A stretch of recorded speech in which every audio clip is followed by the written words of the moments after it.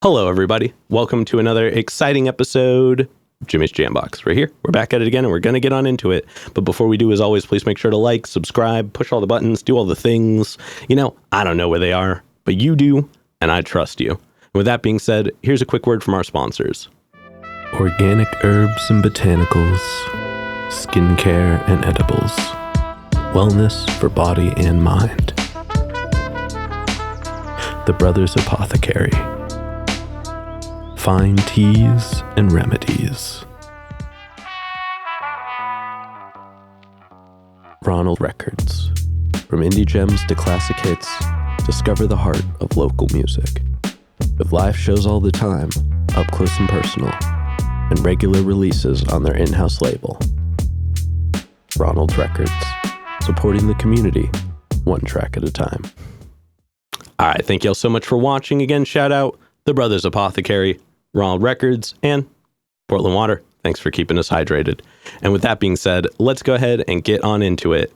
Here is today's guest. Hey, young world. I'm Verbz. Hello. Thank you so much for joining us. Why don't you tell us a little bit about, who you are, where you're from, what you do. Give us that Tinder profile of your involvement with music. Let's see. Okay, so I'm Verbz, the DJ. I've been DJing here in Portland, Oregon, or the area for the last 20 years. Got started in 2004.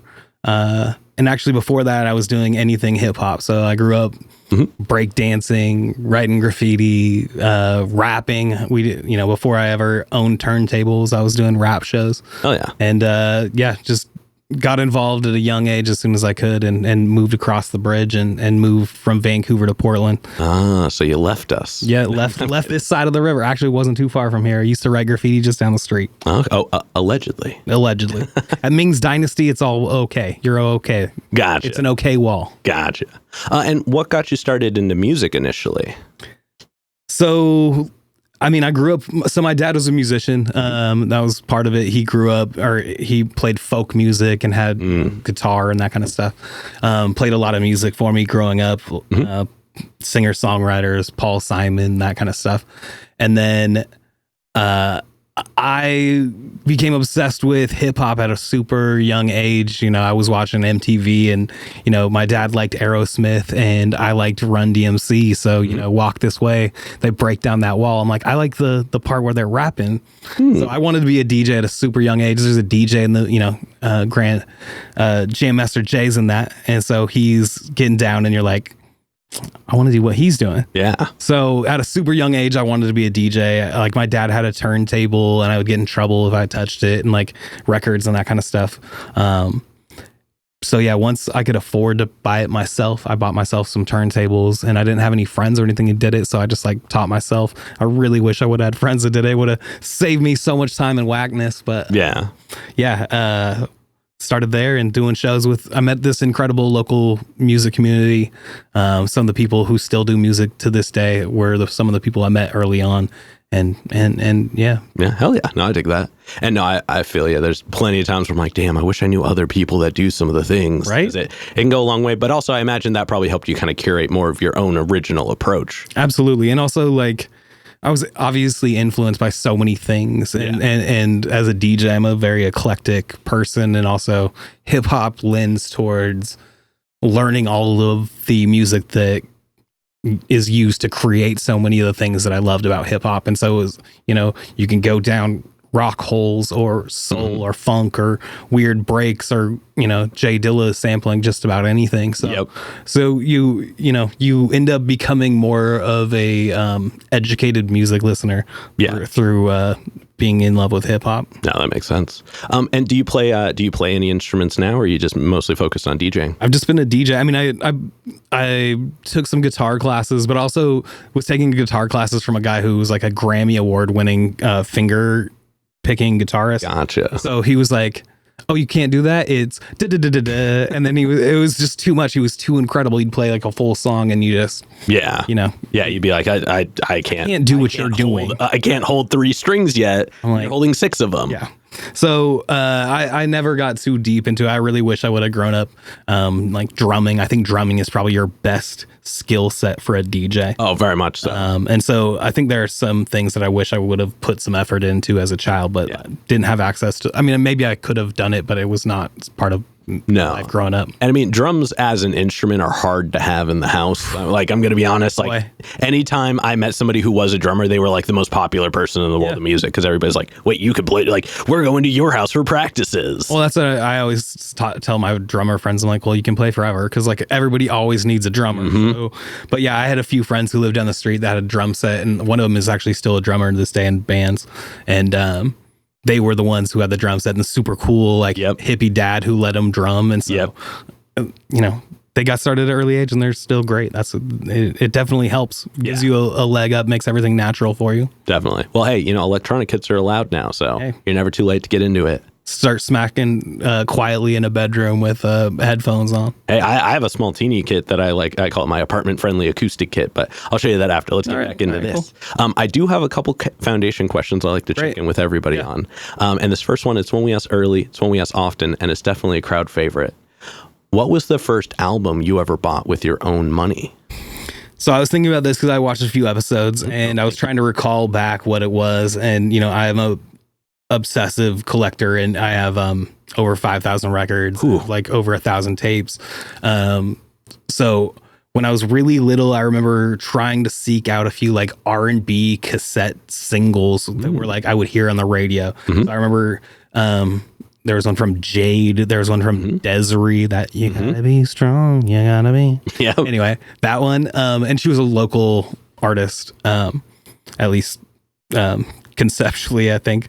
Anyway, but those were like really early on because singles. The ones that I really remember being like very influential to me that I purchased later on in probably about 8th grade. I went on that 8th grade trip to DC that all the kids do here in Vancouver. And as I'm walking down the streets of like a William and Mary College area, there was a little tiny record store, and I went in and I bought Wu-Tang 36 Chambers. Okay. And I bought... I'm trying to remember what the second one was.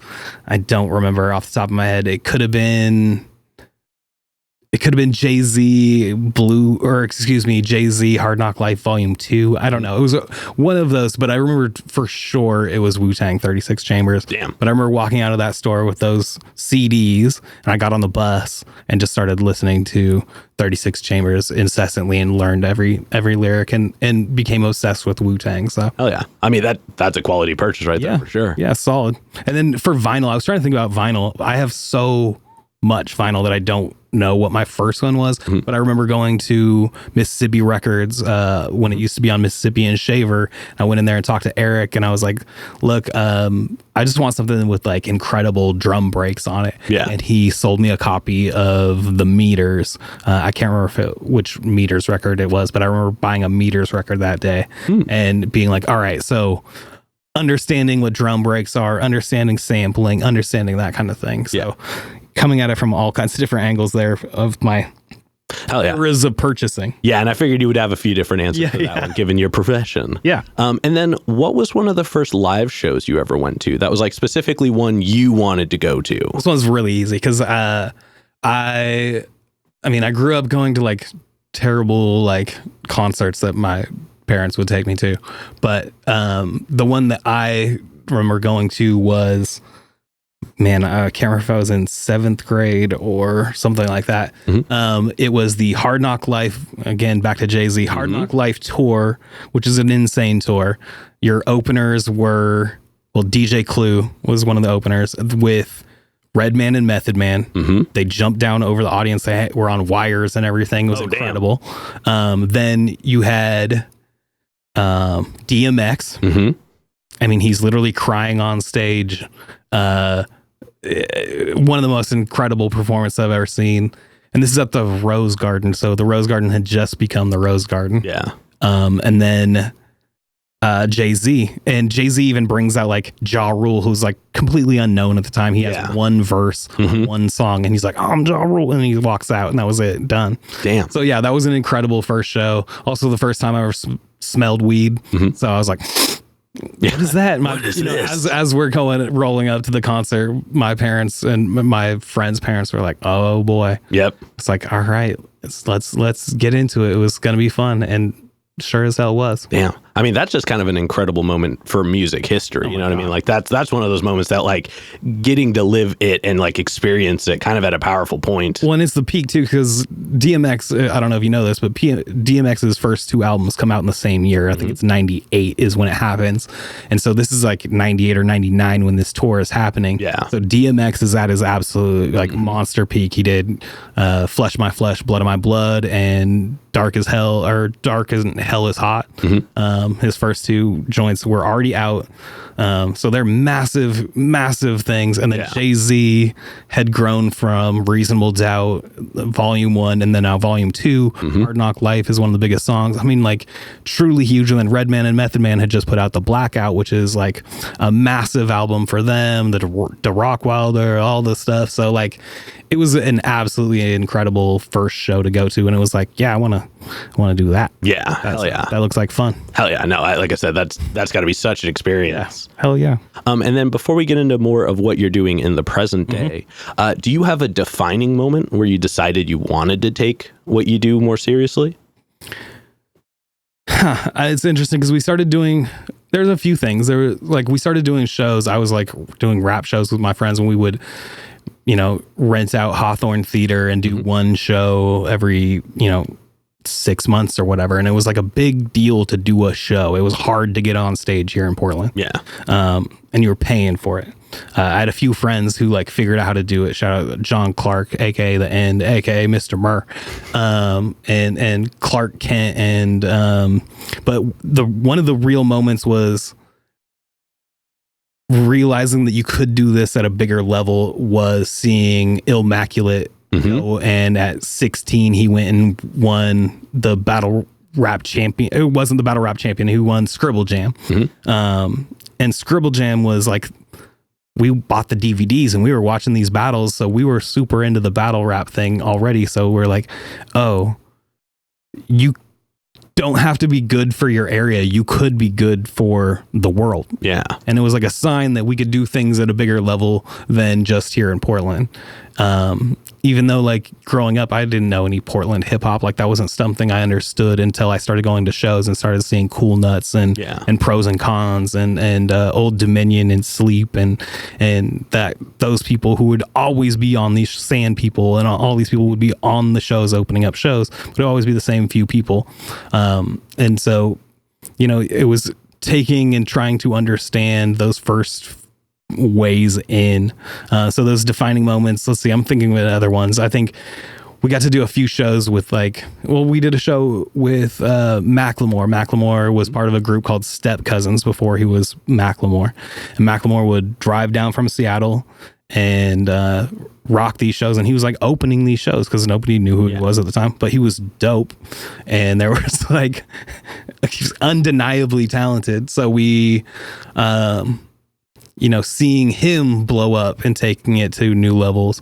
But and then there's also the time seeing my friend Taupe do a show by himself, and I was like, he needs a DJ. It would be dope to rock with Taupe. So there's a few different eras of like joining in at different magnitudes, and then finally just like giving in and doing it like full time at some point. But and I mean, respectfully, you kind of started so early that you kind of like, it feels like you've structured a lot of your life just around the experience in general. It was, and it was an opportunity that I wouldn't have done if I had gone to a different school and like certain things hadn't coalesced as they had, and I hadn't met the friend group I had or met like Laws Spoken and Calvin Valentine to work with doing production. Calvin Valentine is working with like Illa J Dilla's little brother and stuff. So, and he's done songs with Nas and De La and all of these people. So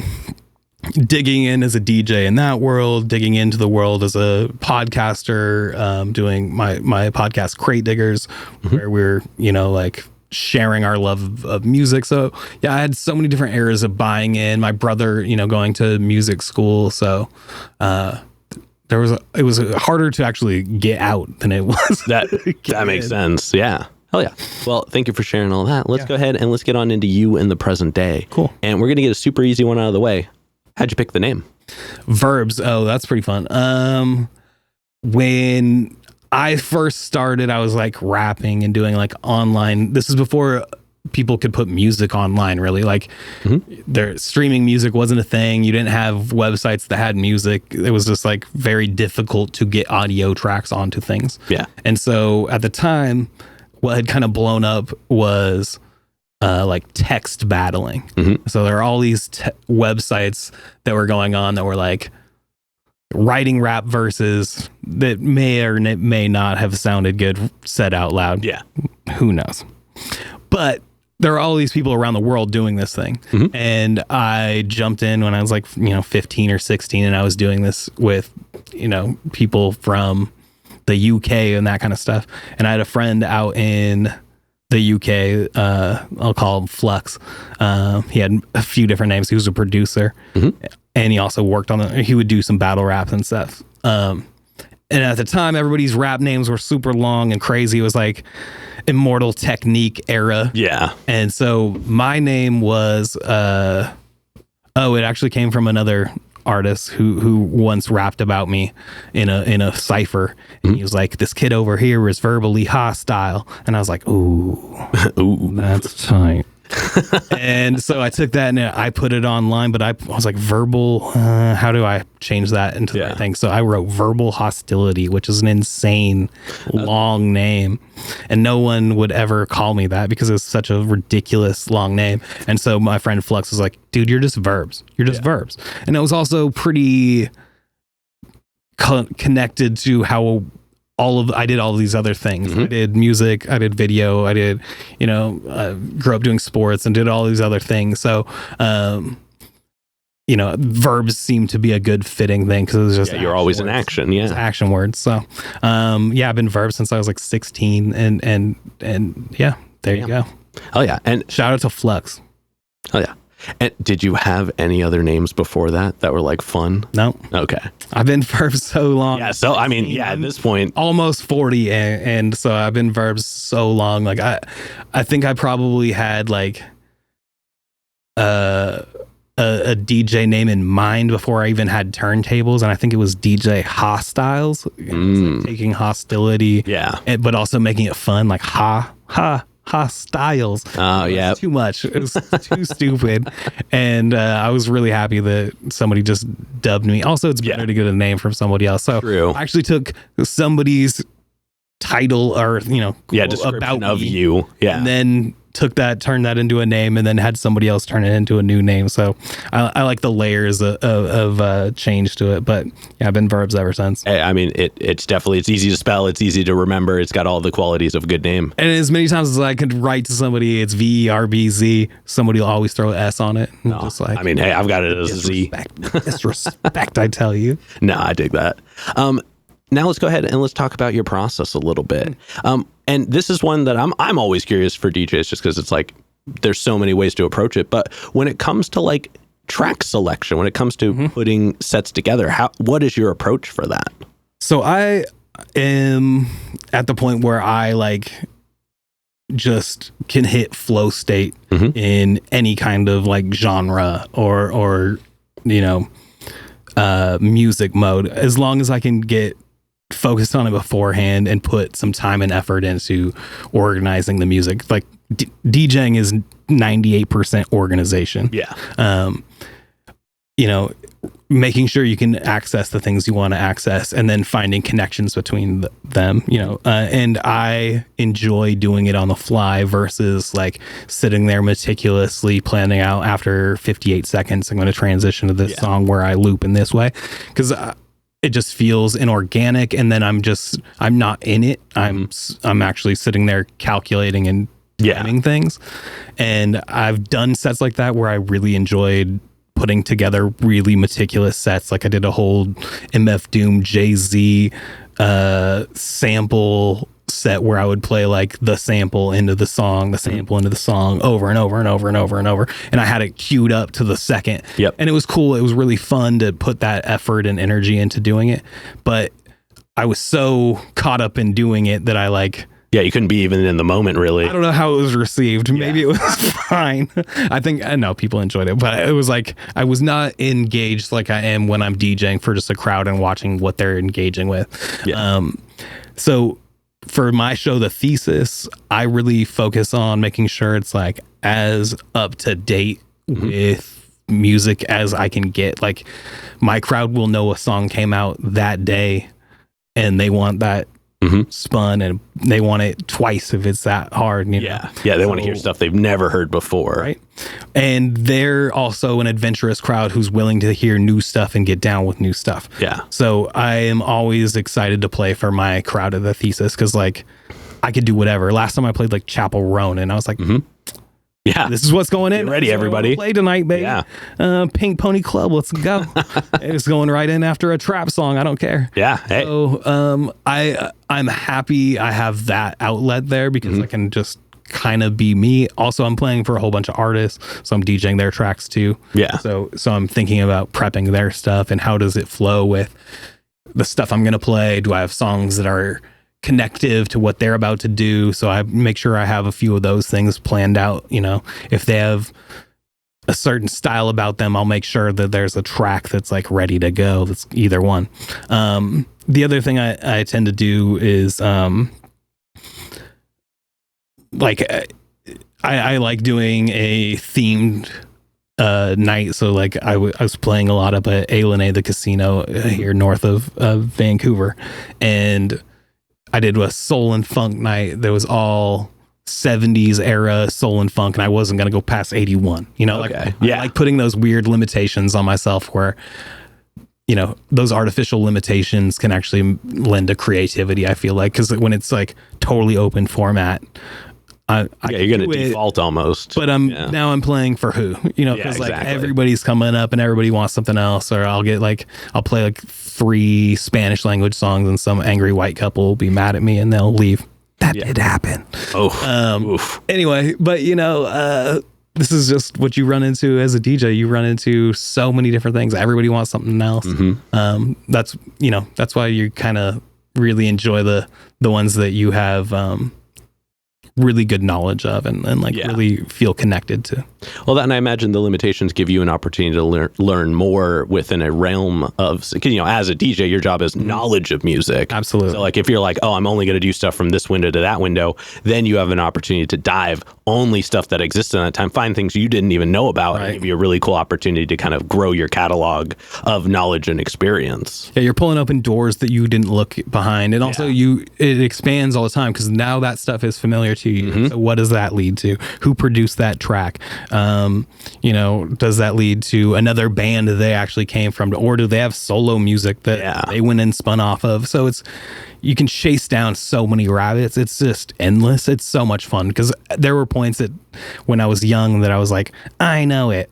I know the tracks and I know this. And it's like, no, you have no clue how deep those holes get. Yeah. And even then you start digging and you're like, oh, it actually happened locally too. So let me dig into the tracks that are fitting in there from Portland. And you're like, I can dig in there too, which is crazy because like Portland's pretty limited in what, you know, was released from here in certain eras and from certain crowds, and like, you know, the politics of Portland and Oregon and the racial politics and all of it.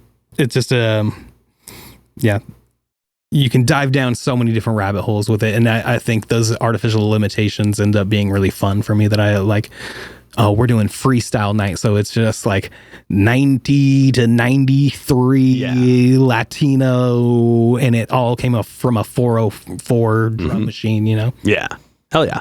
I am curious to know though, do you have any tracks that like, and I mean, you don't have to give away your whole catalog, but do you have any that are just like guaranteed to work everywhere, every time? Absolutely. I mean, there's a few things that I could always do. Like, I guess there's certain things like, if my crowd has the lack of melanin that I have. You can always play. I'm not going to. I won't do it anymore. But like Sweet Caroline will always set them off.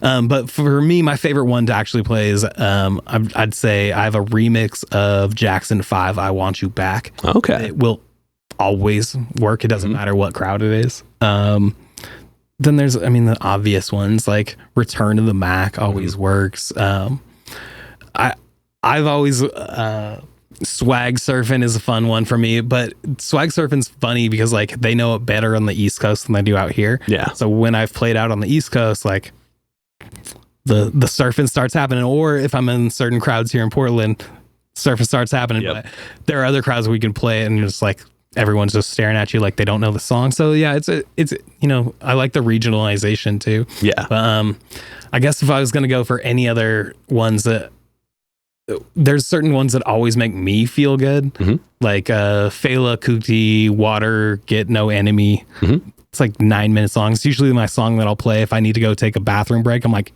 here we go. 9 minutes. Fela's not even coming in until like minute 6. And it's absolutely incredible song. And like, I love the music. So I could play that one every time. Yeah, no, I know. I don't know if there's kind of a wide open question because it's so different for every crowd. Like I know there are certain things that would work. I mean, Back That Ass Up is always gonna like slap, but there were eras where it didn't really like. It didn't command everyone to run to the floor. So, and I remember those eras. Also, there were the eras where I could play like. I don't play them anymore, but there were R. Kelly. There were certain R. Kelly tracks where it was like Ignition remix, where it was like, well, that'll always work.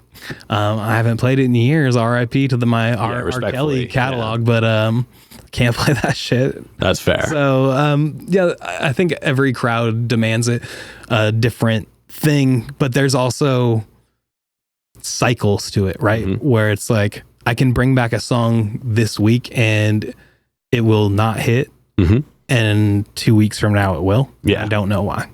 I don't know what it is. It sounds good again. Maybe there's a certain sound in the air and now that reattaches to that thing and you're just like rediscover songs and you're like, oh yeah, this one does work. Like I'll pull one out that's just I've just been thinking about recently is I think it's called The Recipe. It's Kendrick and Dr. Dre, and it has a great sample about like smoking weed with you. Anyway, I don't know what it is about hearing that song again, but I was like, actually, this one works again, and I throw back in, and crowd totally responded like it was almost a new hit song, and I was like, I love the cycles to things where I'm like, oh no, that one's out again. I'll put that one back on ice and we'll pull it back in 4 years and see if it works again. Well, damn, that was a really cool answer to that question. I really appreciate that. I really learned a lot from that. Now let's go ahead and we're going to talk about just a couple of your experiences. Cause we were talking off camera and it sounds like you've done a handful of things. You've been involved in quite a few moments. What were some of the bigger performances that you've been a part of? So like the things that meant the most to me were like opening up for artists that like I grew up admiring and like truly loving, or seeing artists like on the verge about to explode and that kind of stuff. So the biggest ones for me, let's see, I got to DJ for Raekwon. Oh damn. And that was crazy. You know, like I had his manager standing next to me. He's like 7 feet tall and he's scary as hell.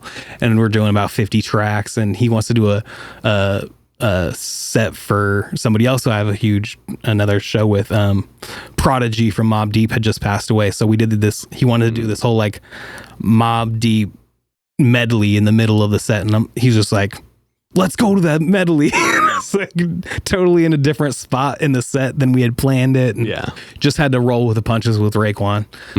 That was really cool.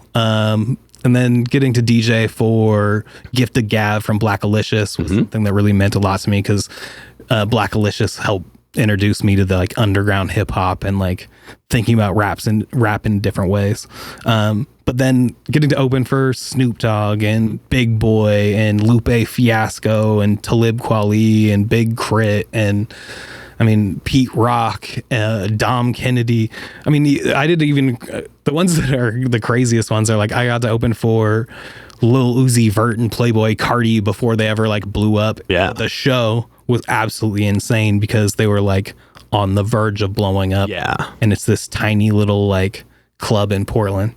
So, I mean, I have a lot of memories like that I've, you know, really incredible people I've got to do shows with, legendary people, like, you know, doing a show with Pete Rock, you know, like, what do you, and opening for Mobb Deep, and then Prodigy, like, giving us props after the show. It's like, fuck are you gonna say to me now? Yeah, exactly. Exactly. I don't care what anybody else's opinion is. Like, we got props from, like, you know, legends of hip hop. So, like, it feels good. I did my things that I wanted to do. I got to meet so many of the artists that I wanted to meet. So now it's, my focus is turned towards making sure that artists have that opportunity for themselves, and like breaking down barriers that have been in not only in Portland, but, you know, in hip hop in general. Yeah. No, and I guess that segues well into this next question, because I want to ask you, obviously we're going to talk about the Thesis in a moment, but transitioning from, you know, a lot of those bigger shows and now moving into some, you know, where you kind of do your own space more locally, what are the differences between like larger spaces and smaller spaces, and how do you like, which do you enjoy and why? I mean, it's always fun to play for a huge crowd. Like, they react to everything in bigger ways, and like, you know, some of your chances that you take will work because the crowd is just like open to things and they're so excited for what's about to happen. That's why they'll sit through whatever opener paid to get on the show. Yeah, they're going to be there anyway. Yeah, exactly. So they're stoked. They know Snoop's coming on in like 30 minutes. Get through this DJ playing a couple songs and we're good. So like, no, but their energy is always positive for us. So like, if you play the songs that they really want to hear, like there are certain, you know, songs that I played at the right time for the right crowd that went absolutely insane, and like those are huge and fun, really great memories. But there is something great about playing for a small intimate crowd where it's like a few people dancing in front of you and you get to be really experimental and open and playing with whatever you want.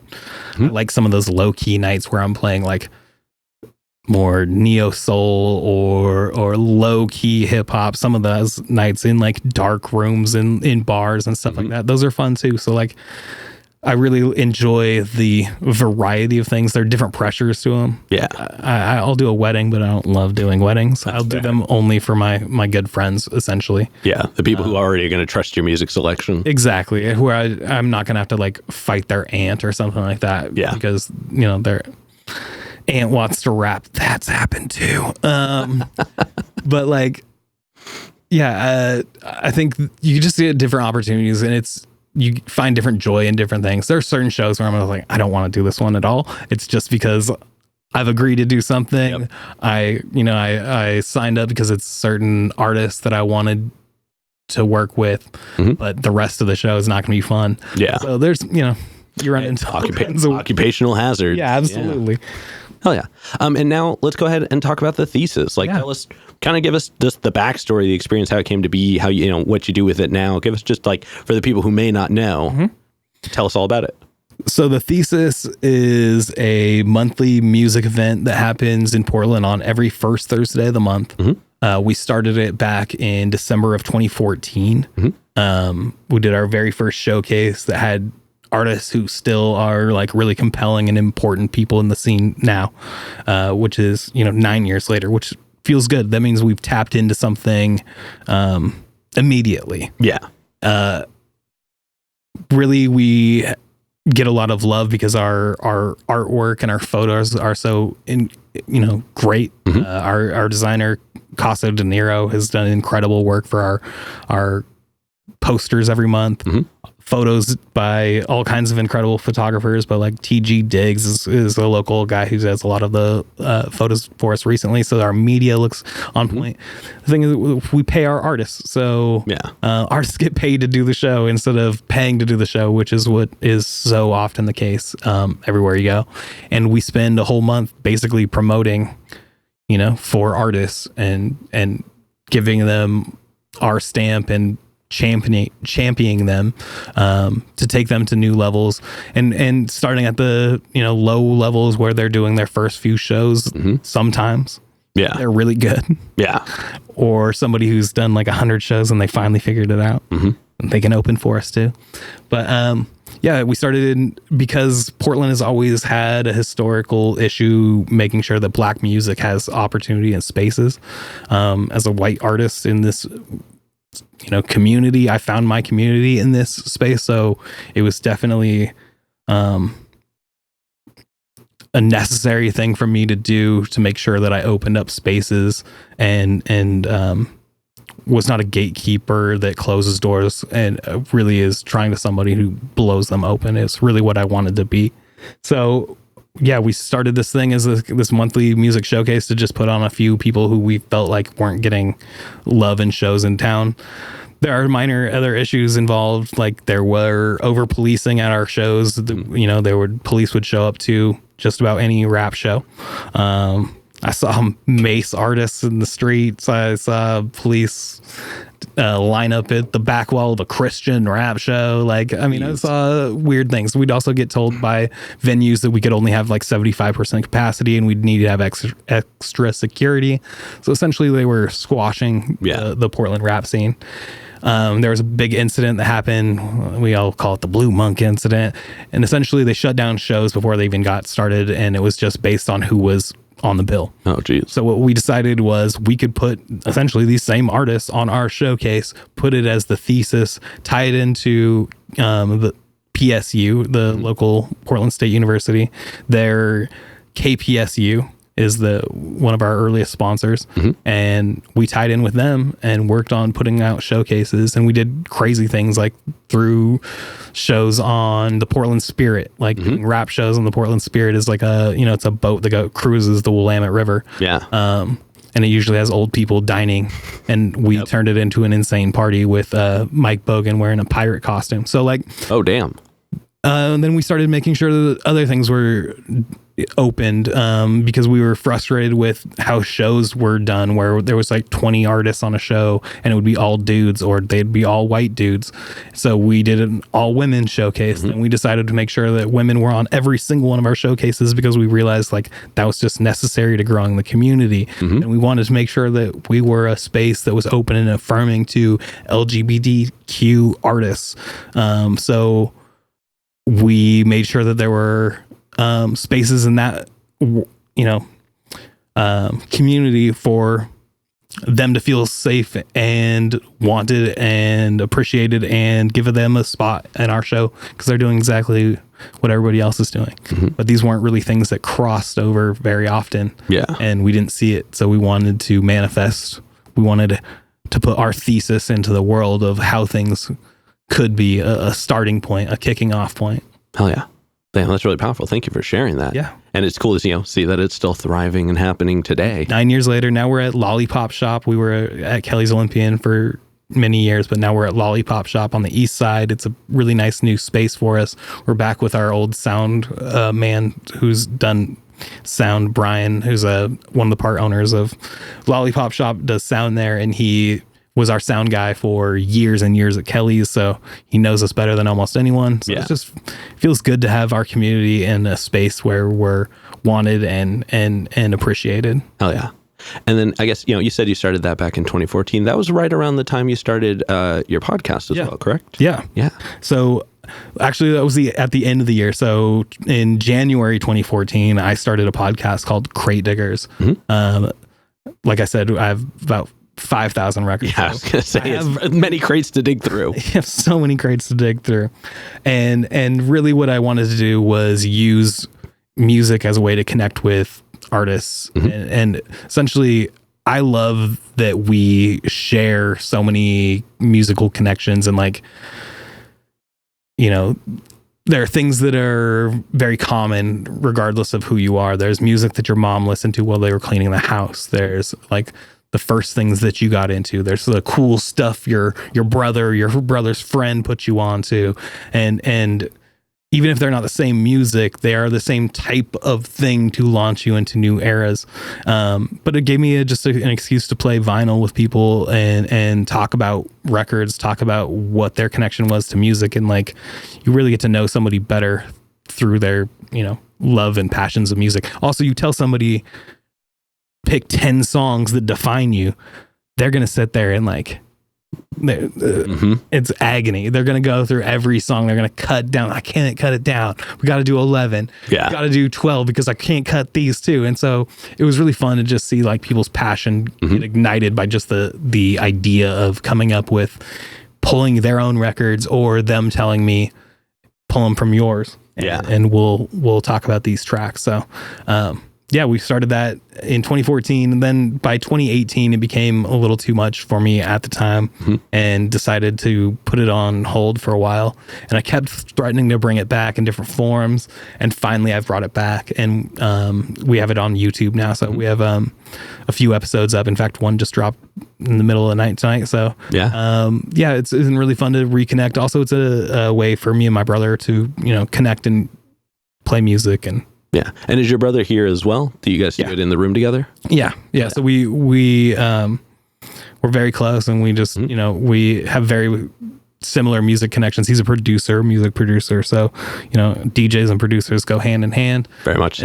And so it's really nice. Also, it's interesting to come at music from those two different angles. Like I think about things as if I'm so ingrained to like, how is a crowd going to react to things, or what is special about these tracks, and my brother's thinking about the musical production side, what is happening here. And so it's interesting to put our perspectives together over what we're playing. It's actually a really good duality, because like you're thinking like, I use this term only because it's the most obvious one, but he's thinking of the process, you're thinking of the product. Right. You know what I mean? Like he's thinking of how it was made, you're thinking about what happens once it's made. Right. So it's like you kind of get to experience the process of like the journey of the song and its roles that it plays in both points. And so much of my job in the Thesis has been connecting with musicians, and like before that I was DJing for artists and touring with artists and DJing as like a accompaniment with an artist.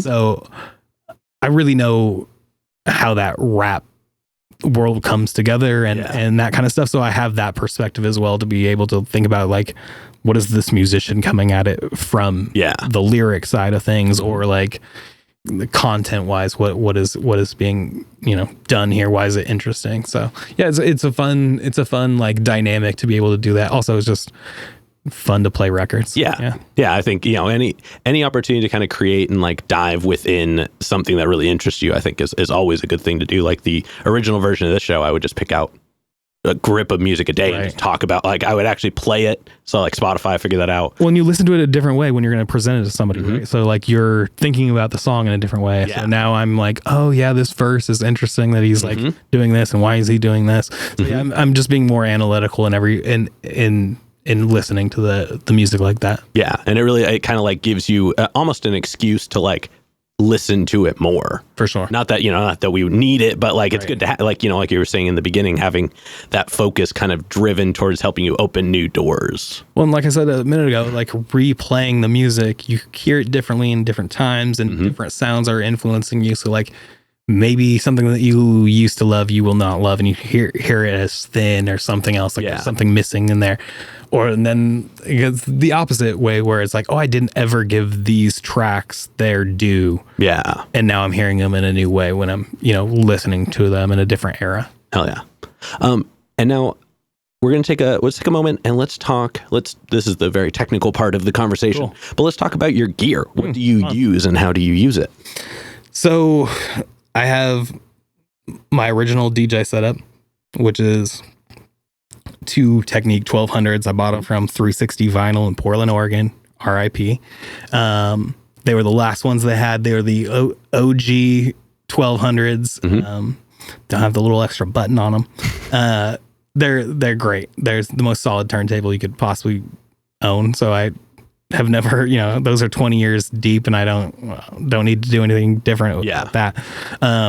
I've had to upgrade my mixer 1,000 times because mixers just technology, and then also through different eras of like Scratch Live and Serato and that kind of stuff, and integrating digital music into this, because once you start DJing for artists, they're not getting their stuff pressed to vinyl. So then it was like incumbent upon me to have a way to play their music that way. So I went through different Rain setups, and now I have like a Rain 61. Now that's outdated. And so, I don't necessarily need to ship that off and get it upgraded right away. So I'm contemplating what I'm going to do with that next upgrade on that one, because you just could play this game forever of buying $1,000 mixer, and every few years it's like become obsolete, which is insane because it still works perfectly well. So that one is a frustrating thing. And then I have a pretty simple setup for my controller. My controller is a Pioneer DDJ SX2. And real simple setup on that. It's a very basic. I got that one because it has XLR outs on it. I really just wanted to make sure my signals are clean. And it's got the capability, DVS capability, so I can like plug my turntables into that. I mean, it would be an absolute insane monster to sit there with like that in between them, but it is a possibility, and I've done it. It's just not how I love. You don't have to. And I mean, and I could do my Serato that way too. So like, I still have ways of doing Serato at the moment, but like, if I'm going to play vinyl, I'm going to play vinyl. So now I can do my controller for digital music, and vinyl, I can use the other controller. So I may just go back to something very simple and skip the whole digital vinyl setup in general. But yeah, and then all kinds of other gear for podcasting, and I mean, this. It's never ending there. It's absolutely never ending. You could constantly be upgrading and buying. It's just new and interesting to be doing it in like a video setup, and also upgrading it into what the quality expectations are. And we were limited so much by capacity of things in the past. You weren't able to upload gigabyte files to like websites. No, it took too long. Or they just had they just wouldn't let you. What are you doing? Yeah. We don't have room for this. So it's a whole new era of being able to like have different capacities, have different quality. Well, that, and even in the respectfully, in the last I'm gonna say 3 to 5 years, the equipment has become so focused on. I mean, you were talking about the Rodecaster off camera. They're about to come out with the second gen. Blackmagic Design uses a video controller. That before that, you had to spend thousands of dollars on a Roland one if you wanted a small one. Like just the accessibility and the way that we have to bring things with us anywhere. Lav mics are now hot. Nobody used to know what they were. And now everybody gets one and has one in some degree. So just the realm has kind of shifted its attention so heavily towards making it a more accessible concept. Well, it's interesting too, because you go for high quality when you do these things. At least people like us who care about what the content looks like and sounds like. But then you also see so many people walking around with that dumb little plastic mic, or the little $20 clip-on wireless ones, and they have popular podcasts too. So the quality is clearly for us. I think there's a middle ground. I think that there's a point at which you won't listen. If I hear super bad quality, I just won't listen to it. More, I mean, I think that it's because personality, I think, plays a part in it for sure. If you are an exciting personality, the sound can suffer a little bit. And nobody will hurt, and vice versa. If you're not the most interesting person, you can have really good experience, and people are at least it's listen toable to a degree. Fantastic. I hate listening to them. But when you get that middle ground where it's somebody especially when they start with the lower quality stuff because they have the passion, and then that glow up happens. The people of the process, I think, is what I'm learning through time. Is that I think that's also what I'm gonna see. Because we've already upgraded our mics and stuff like that. And I'm it's going to look different from episode 3 to episode 4. And it's going to look different again on episode 6 through 7. It'll be interesting to see that kind of change and grow as I decide, what I want to make happen for it. I mean, every now and then I go back to the early video interviews, and I'm just yikes. How did I think this was okay? At the time, it was better than the nothing that had come before it. So, well, and that's what I wonder is I have those old podcasts from 2014 to 2018. Now this is an era, it's a specific era, right? It's when Twitter's still wild and no one's been fully canceled yet. So I'm terrified of those earliest episodes where I'm what were we talking about on the earliest episodes? I know we were smoking weed while we were doing it, so who knows what we were doing. But I'm gonna have to stash those on a Patreon, and they'll just sit and now warning. Yeah. Go back to my free stuff, but the actual podcast going forward is going to be like this. Yeah. Yeah. No, I early on when I first had guests on the show, there were a couple episodes where like we were figuring it out, like I was figuring it out, they were most of my earliest guests had never ever been on anything ever. So there were a handful of drinks involved to like make the process comfortable, and they all ended up multiple hours long. And I'm just like, you know what? Listening back, it's not so much anything like bad was said, it was just so rambly. Yeah, meandering. Like, nobody knew where to go or what to do. They're like, hey, remember that time? And I was like, oh, nobody cares about me and my friends. There's no not engaging content. There's no control over the situation here. Yeah. No, I've done a couple podcasts with people where we would smoke beforehand. I work in cannabis, so that's my world too. Yeah. And we would smoke and do something, and then they would hit me up later and be like, hey, could you not release that episode? Can we do that again? Because I got way too high before we started, and who knows what I said. I'm like, yeah, absolutely. So I have double episodes of a couple artists where I'm like, all right, buddy, we'll come back, we'll try this again. We'll wait until afterwards. Yeah, no, I dig that. And before we move into the next question, which is all hypothetical questions, this next one's probably the densest question in the interview. But, you know, we've talked a lot about your experiences, your actions, your reactions. But at the core of it, when it's just you and music one-on-one, what does music give back to you? I posted it yesterday, but I feel like music is really the only actual magic that I know. Food is close. But music comes out of just absolutely nowhere. It's just... it's in people, and that's amazing to me. Also, just like why we all have agreed that these are the structures that we enjoy, why things sound right, why things sound wrong. Like that's incredible to me that we've these perceived things that we've decided are the right way of doing it. And so, and I think people lose, or people will go like, music sucks now or whatever. This is like, you know, it's as you grow older, I think this is your, you know, thing that you hear more and more from people. And it's because they've lost some of that magic. Yeah. And it's harder to find it. You got to dig for it still, but it's still there. Like I said, with like Chapel Roan, I'm like, this isn't an artist in my world at all. I don't listen to that kind of music, but you can't really deny there's some kind of magic happening with this thing here that happened. I just love when I can come onto a new thing and really like fully dive into it and like explore who an artist is, like get to know an artist through their music. And I mean, a lot of it is their earliest music, right? Where it's like they're still trying to examine and explore who they are. They haven't found it. They haven't found success or failure yet. They've just have things they need to get out. Yeah. There's a reason why, you know, Illmatic and Reasonable Doubt have the energy that they have.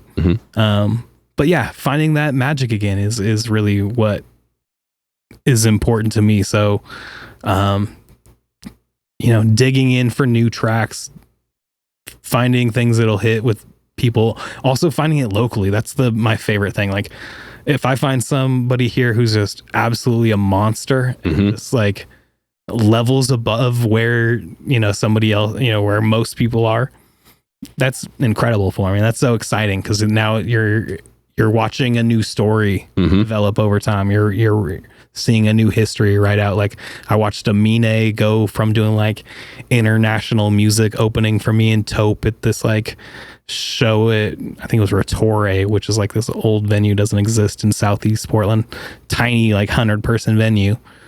And now he's throwing a festival of his own, he's doing sold out shows in Paris for you know, thousands and thousands of fans. Or even like on a smaller level, like Win, seeing Win when she was like, you know, 18 or whatever and rapping, and seeing her really take it to new levels, or Illmaculate, or, you know, anybody else like that, like watching stories develop. I love stories. You know, stories are important to me. So that's what it is to me. one-on-one.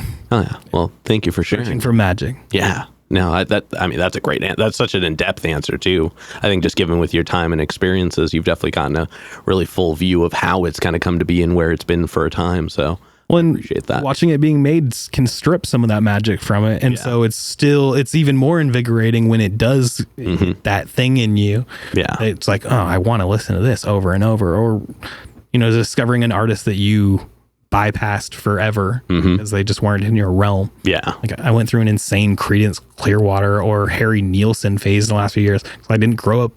That's not what I listened to when I had my free time. And I'm like, oh, actually, this was great. Yeah. So, yeah. Oh, yeah. Well, thank you for sharing that.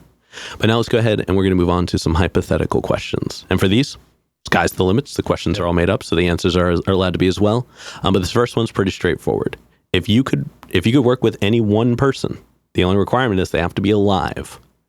Who would you want to work with, and how would you want to work with them? Ooh, this is crazy. So we have very few legends left, and those are like the people who inspired me, and so maybe it's Stevie Wonder. Like. Also, I grew up, both my parents worked at the School for the Blind here in Vancouver. So very connected to the blind community, and Stevie obviously like is a huge symbol in that world. So like, yeah, I think there's something incredibly magical about that human being. Like ever since he was a little kid, he was an incredible musician. So yeah, Stevie would be maybe near the top of my list. If I was going to go into the like hip hop world, they have to be alive. This is what you're saying. MF Doom, J Dilla, R.I.P. Let's see. Maybe it's.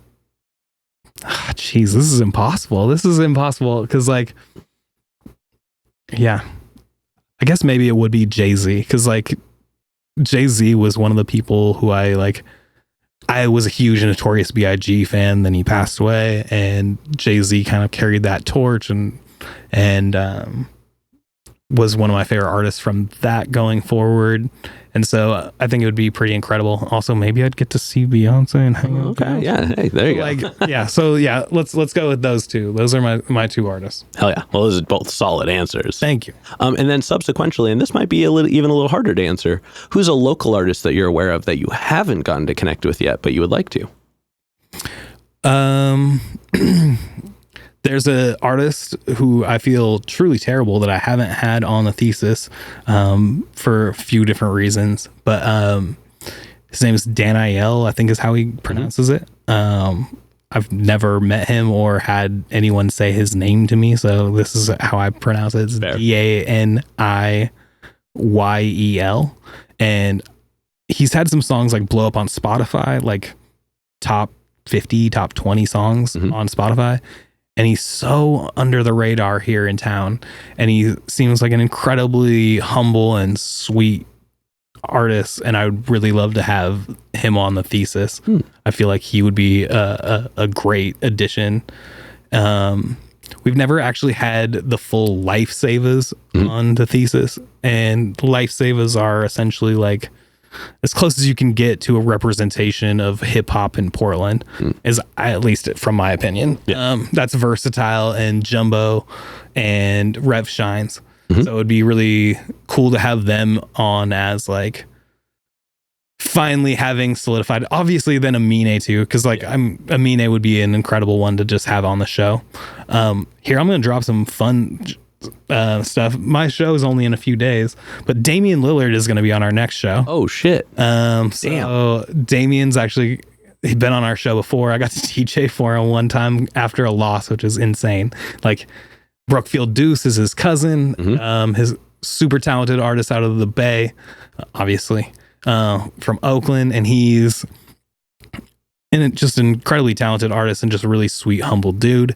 And I've worked with him a lot, hung out with him a lot, and he's done multiple editions of the Thesis, and his cousin is Dame. And so, Dame is going to come out to this one on Thursday. So that's awesome. That's going to be a lot of fun. So, getting artists like that, we had I Love McConan on the last or on the show 2 months ago, and I missed that one, and I'm really devastated that I missed that one. But it was really cool to have an artist of that caliber want to be on our showcase. Like, that means a lot, because I've actually gotten to run sound for him. He is a really really down to earth dude when you like sit down and like talk with him. He is a really interesting person. I'm not even surprised. I'm not surprised at all, because like so many times when I meet the artists like that have done things at a bigger level, like they're all super cool and like referential and really, love music and love talking about it. And so it was really cool having an artist like that on our show. So representationally, Portland artists, having those guys on would be huge. And then we've done small things with Win. Like, Win did a song called The Thesis. And we did this music video shoot with Damian Lillard in Pioneer Square. And then we did like a release party for it. And she's also come and performed it at the show. But we've never done like an official Win at the Thesis event. And I think that one's definitely a little overdue at this point. Way overdue. Yeah. And we've tried to make it happen, and we couldn't make it happen at different times, and then pandemics and all kinds of stuff. So eventually I'll have to make that one happen. So those are locally, that's who I'd want to connect with. And what's great is like I always know that there's some new artist that's like on the rise, that's bubbling up, that I'm like, oh, I have to do shows with them. So like a couple years ago was Danny Danger. There's a few artists who are just like, they're so incredible that you have to get them. Hell yeah. And then to wrap up the hypothetical questions. Absolutely. If you could get one more album from anybody, they could be alive, they could be dead, they could have not put out an album in 100 years, they could have put out an album yesterday. Ooh. Who would you want an album from? Wow. And I know this is probably going to be the hardest one. Yeah, when you've already got 5,000 albums. 5,000 albums, what's the one more that you want? I think for me it would be a Notorious B.I.G. album that he fully created. Yeah. So like it's so limited on what you have from his discography. So and also he was like at the peak of everything when he was taken. So I'd say Notorious B.I.G. Like Tupac's, we've had so many post him passing and like weird amalgamations and him rapping with people he never would have rapped with. Like it makes me feel a little gross a lot of times. I love Tupac too. I'd love another Tupac album that he fully curated, but Notorious just had such limited release that it would be incredible. And if we could get him out of the dirty little hands of Diddy, like who knows, maybe we can get some really incredible stuff. So also get him back working with like Ski Beats. Let's do it. Ski Beats also work, Ski Beats did like Reasonable Doubt and Camp Low and that kind of stuff. So I'd love to hear some Biggie and Ski Beats and stuff. So I guess I'll go there as my other one. Obviously MF Doom, Jay Dilla, I'd always take more of it, but they were very prolific artists that have tons of content. Like there's new Jay Dilla stuff that leaks out all the time. So hell yeah, I think those, and then we'll see all of the stuff that my man Prince left behind someday, but I know there are thousands in that archive too. So oh man, that's gonna be a whole other thing. Insane. I can't even imagine. All right, but with that being said, we're going to go ahead and start wrapping this up. Great. What can we look forward to between, let's say, now and the end of the year? Got anything cool coming up that we should know about?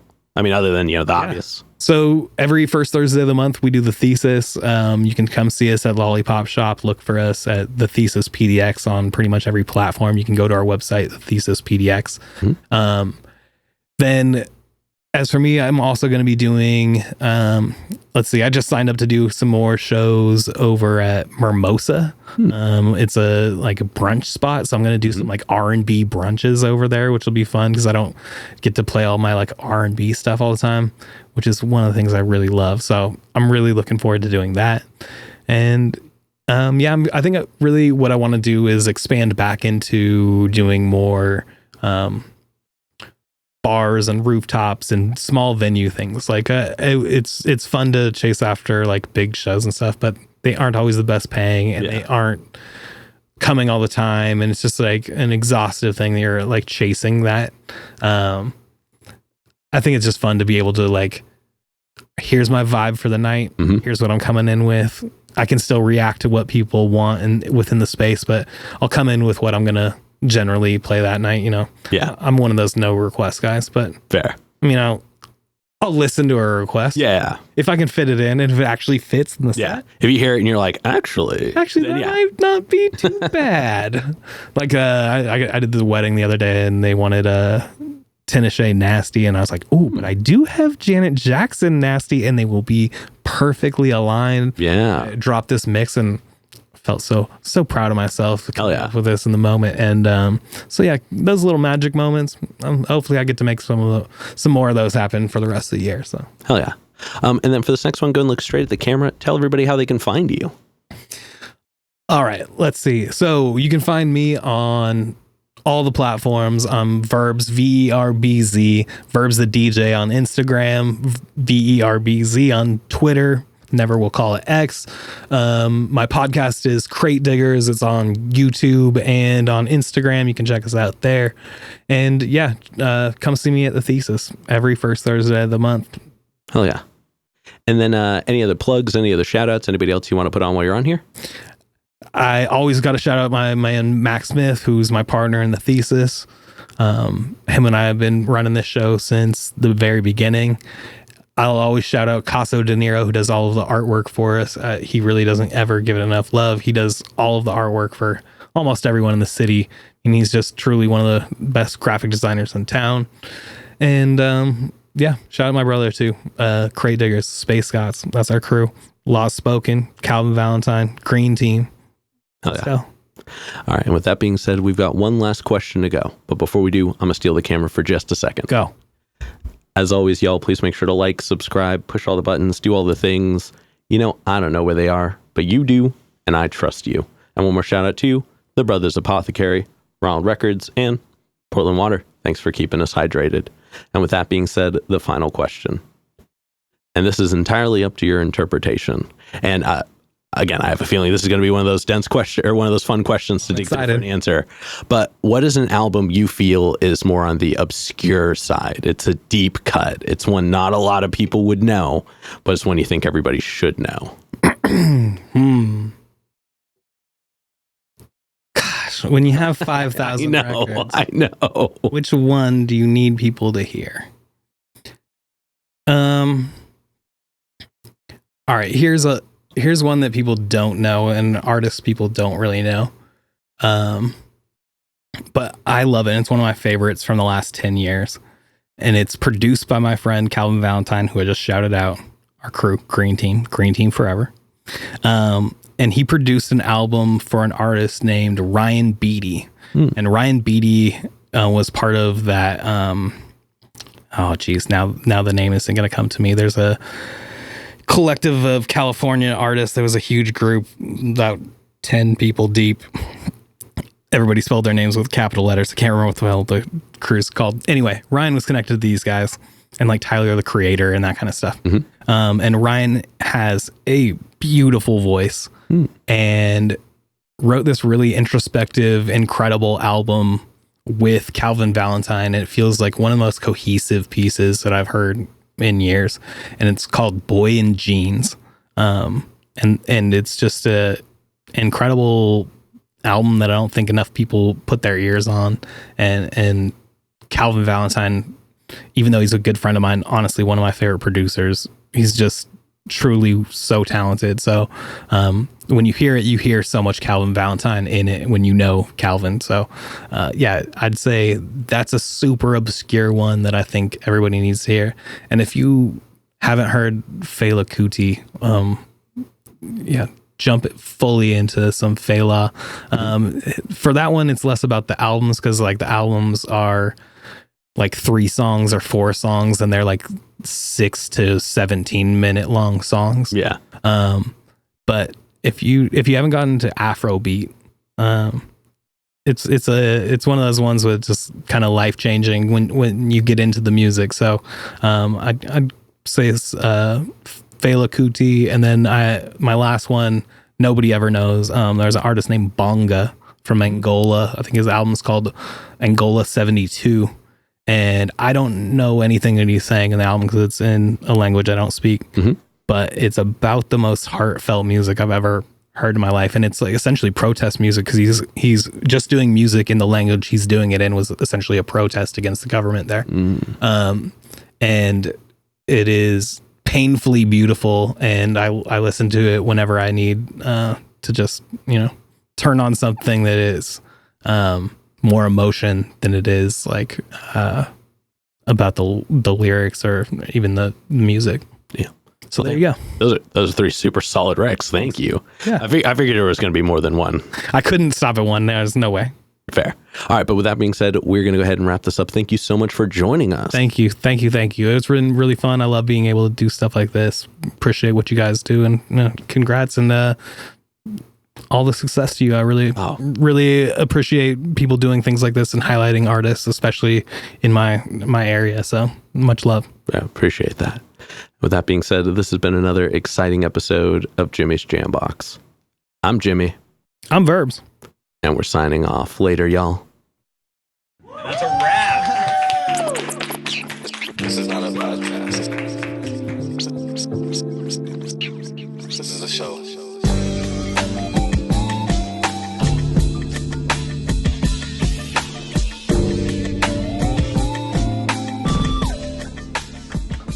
Keep jamming.